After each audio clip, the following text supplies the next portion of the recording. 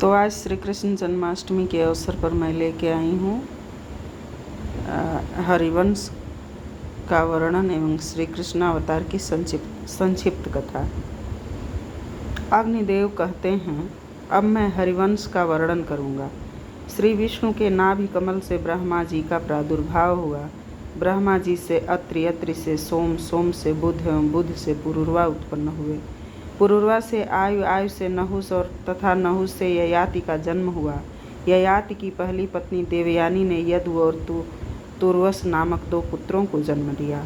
उनकी दूसरी पत्नी शर्मिष्ठा के गर्भ से, जो बृहस्पति की पुत्री थीं, द्रुह्यु, अनु और पुरु, ये 3 पुत्र उत्पन्न हुए। यदु के वंश में यादव नाम से प्रसिद्ध क्षत्रिय हुए। उन सब में भगवान वासुदेव सर्वश्रेष्ठ थे। परम पुरुष भगवान विष्णु ही इस पृथ्वी का भार उतारने के लिए वसुदेव और देवकी के पुत्र रूप में प्रकट हुए थे।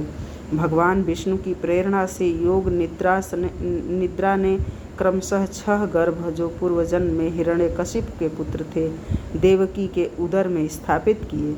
देवकी के उदर से 7वें गर्भ के रूप में बलभद्र जी प्रकट हुए थे। ये देवकी से रोहिणी के गर्भ में खींच कर लाए गए थे,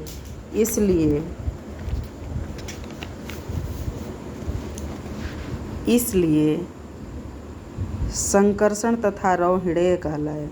तदनंतर श्रावण मास के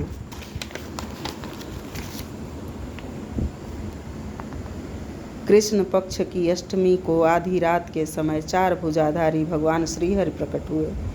उस समय देवकी और वसुदेव ने उनका स्तवन किया। फिर वे 2 बाहों वाले नन्हे से बालक बन गए।